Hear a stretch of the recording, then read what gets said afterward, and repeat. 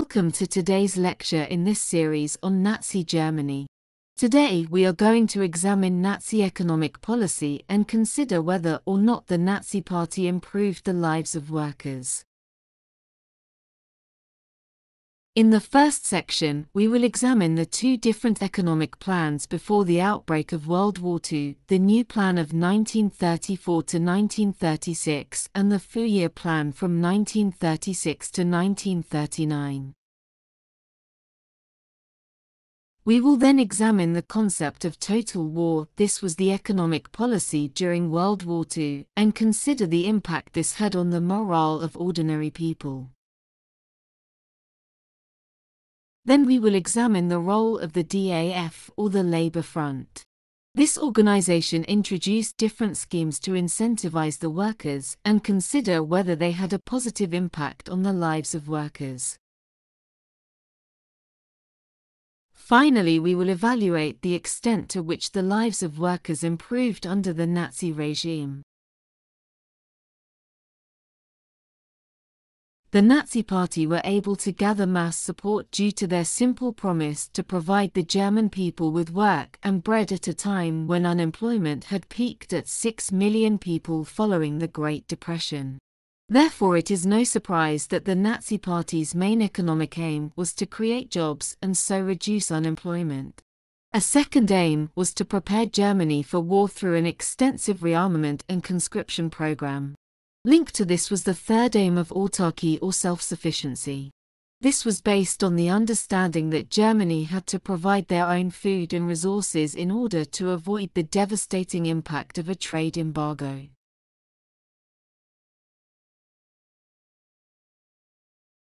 When the Nazis came to power, they employed an experienced economist called Dr. Hjalmar Schacht, who arrived at what became known as the New Plan. The main focus of this plan was to recover Germany's economy after the Great Depression. As part of this, there was a greater focus on mining resources in order to boost industrial production. Furthermore, Schacht also established new trade relations with South American and Southeast European nations. These trade links boosted the economy and could be relied upon if another war with the Allied powers was to erupt. However, they were not as profitable as the trade links that Stresemann made with big business companies in America during the 1920s.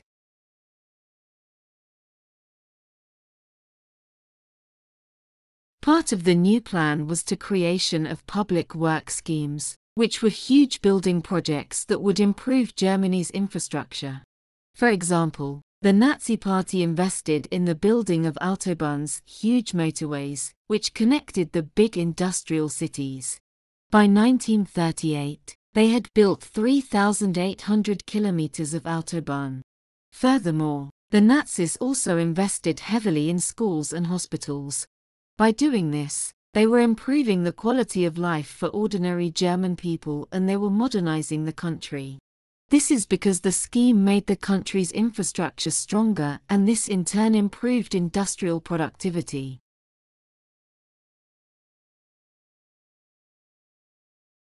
The Nazis promised to scrap the Treaty of Versailles as part of their election promises. They did this by investing money into munition factories and so producing weapons ahead of the next big war. Furthermore, conscription was reintroduced and so the size of the army was no longer restricted to 100,000 men. From 1935, all men aged between 18 and 25 were forced to serve in the army for at least 2 years. This meant the army grew to 1.4 million soldiers by the start of World War II. This had its advantages since it meant employment for a large number of young men. However, wages were low and the discipline tough. Schacht was fired from his job as the Minister for Economics in 1936 because he was heavily critical of the rearmament program, stating that the Nazis needed to stop prioritizing military aims over the stability of the economy. He did not believe the German economy was strong enough for such an aggressive military policy. He would be later proved correct, but his criticism meant he was replaced by the warmonger Hermann Göring. Göring was essentially Hitler's right-hand man. a former World War I fighter pilot who was determined to create a military, especially an air force, capable of defeating the Allied powers. Hitler appointed Göring as Minister for Economics in August 1936. He devised the 4-year plan, which was quite simple in its philosophy. In 4 years, Germany would be ready for war. This meant increasing military production. This generated employment in textile factories, shipyards, and steelworks. However, this was a high-risk strategy. It relied on Germany winning the next big war.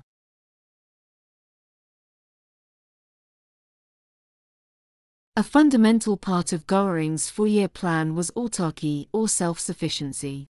During World War I, the British had imposed a naval blockade on Germany. This had meant that Germany could no longer import food, and this subsequently led to people relying on a very poor diet of fodder vegetables like turnips and potatoes. During the turnip winter of 1916 to 1917, many had fallen into starvation and malnutrition, and this had caused a decline in morale and an increase in protest against the Kaiser's government. Göring did not want this to happen again.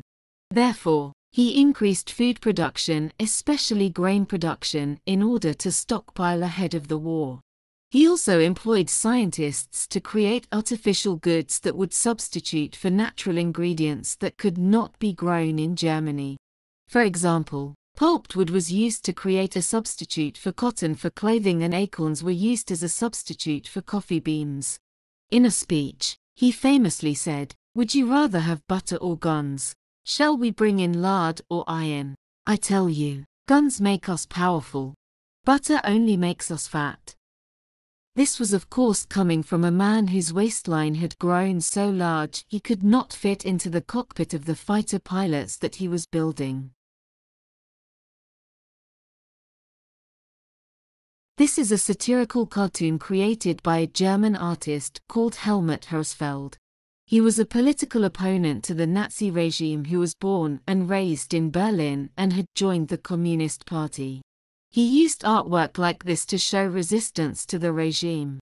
However, because of his strong political views, he went into exile to England and changed his name to John Heartfield.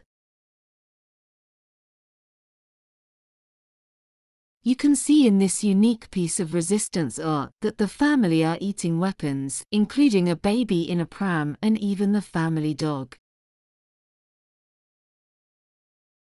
The caption reads, "Hurrah! The butter has gone." This is a reference to the policy of autarky and how all production of non-essential items stopped so that the production of munitions could increase. The wallpaper is covered in swastikas and there is a photo of Hitler on the walls. This was a satirical way of showing people's utter devotion to the regime. Let's also examine what the Nazi Party did for farmers in the 1930s. The Nazi Party gained support from farmers by promising to fix grain prices, in other words, to guarantee a certain price for the sale of their grain. The Nazi Party cut taxes for farmers and provided guarantees that if they fell into debt, they would not be removed from their land. Therefore, farmers benefited from the Nazi economic policies on the whole. However, the Nazi Party introduced a law whereby when a farmer died, only one member of the family could inherit the land. This prevented land from being divided up. However, this upset some families and it meant many young people had to migrate to the cities in search of work. Let's now examine the concept of total war. This was a policy introduced during World War II. It meant that every part of the German economy was geared toward the war effort. All textiles factories had to produce uniforms. All steel factories had to produce munitions. All non-essential shops, like sweet shops, had to close. Even letterboxes were boarded up so nobody could communicate with friends or family. This meant that the women, children and elderly who were not fighting on the front had to endure hardship throughout the early 1940s. The policy of total war was ramped up in 1944 when the propaganda minister, Joseph Goebbels, was made the Minister for Total War. He used propaganda to stoke people up into believing that personal sacrifice was necessary in order to win the war. In a famous speech, he said, "Are you and the German people determined, if the leader orders it, to work 10, 12, and, if necessary, 14 and 16 hours a day and to give your utmost for victory? I ask you, do you want total war? Do you want it, if necessary, more total and more radical than we can even imagine it today?" This speech was received with a large amount of applause in the stadium where it was delivered. However, by this point the war was beginning to turn against the Nazis and there was a decline in morale among the German people as a result of the extreme measures that were put in place.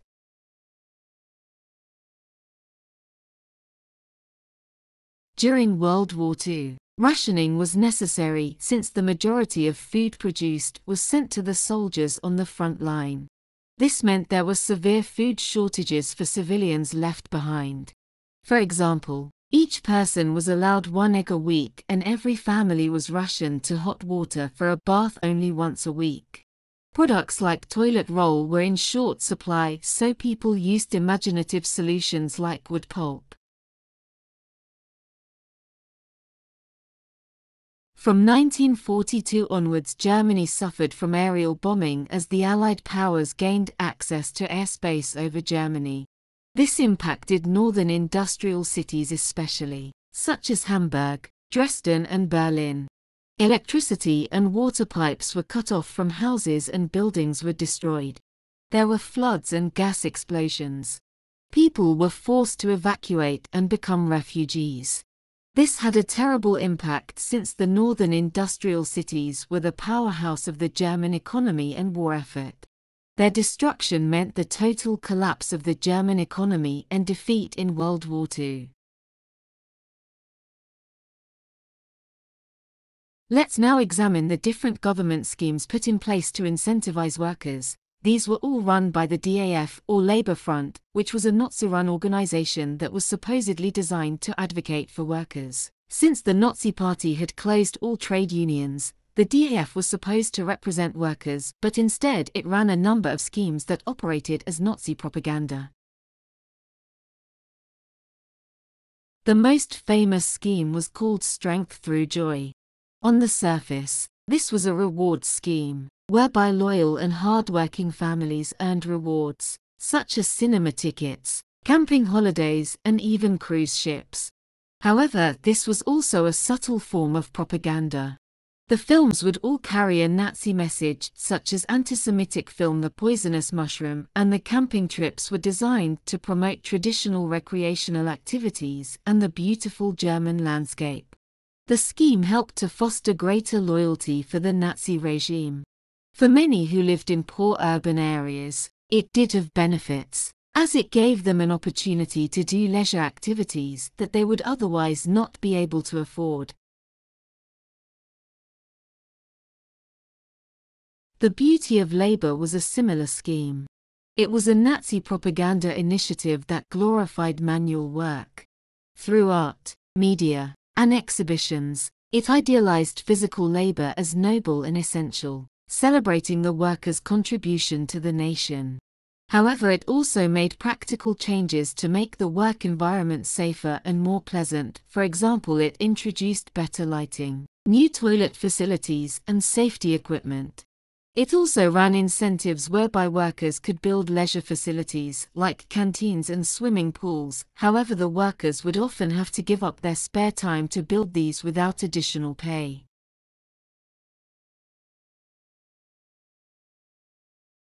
There was also a scheme whereby ordinary working families could save up to buy a Volkswagen, which translates to mean the people's car. This was seen as an amazing opportunity since it was usually only the middle class who could afford to buy a car. Each family saved up 5 marks a week until they had saved 750 marks. This then entitled them to the car once it had been made.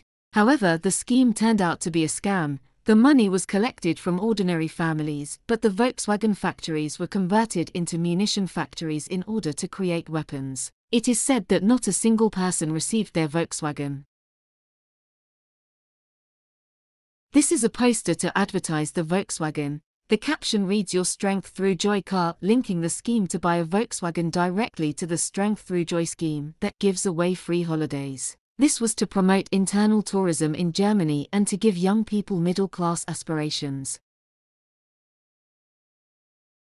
Let's now examine whether or not the lives of workers actually improved during the Nazi regime. Certainly for many young men who were now in some kind of employment, this was an improvement. However, there is evidence to suggest that workers were no better off under the Nazi regime than they had been in the 1920s under Weimar.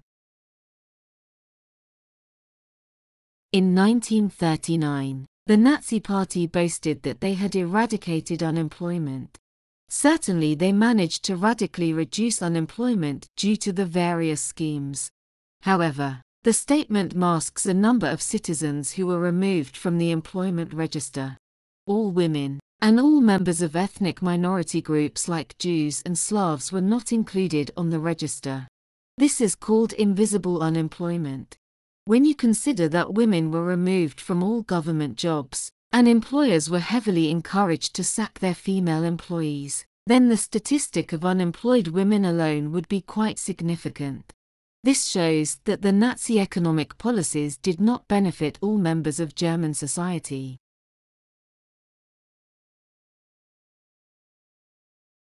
Between 1933 and 1939, real wages dropped by 25%. Real wages is the amount a person has to spend after they have paid all essential bills. The reason why real wages fell was because inflation increased the price of goods, and the abolition of trade unions meant that there was no negotiation on pay and no strike action. Furthermore, there was a serious decline in the quality of life during World War II.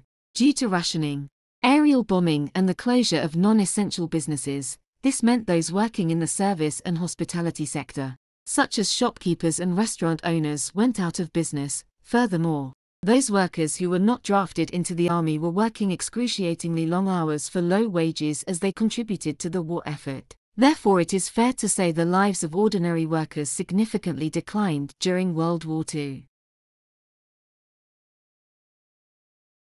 Let's now return to our overarching question of, did the Nazi Party improve the lives of workers? Between 1933 and 1936 there is a solid argument to suggest that yes, the Nazi Party did improve the lives of ordinary workers. This is because they used public work schemes to put men back into employment, and these schemes also improved Germany's infrastructure. Furthermore, many men found pride in being conscripted into the armed forces. However, from 1936 there was too much focus on preparations for war. This meant many ordinary people had to suffer personal hardship in a bid to make sure that Germany had autarky or self-sufficiency ahead of World War II. This was only made worse by the policy of total war during the early 1940s, which included heavy rationing for civilians.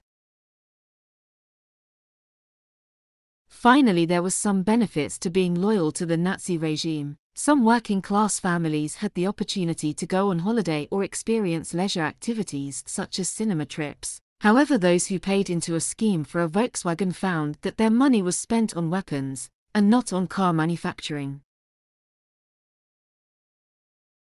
Therefore, on balance, it is fair to say that the lives of workers did not improve during Nazi Germany. Some may believe that it had due to the smokescreen of propaganda linked to schemes like Strength Through Joy. However, in reality, real wages dropped so that workers had 25% less to spend on their families each month.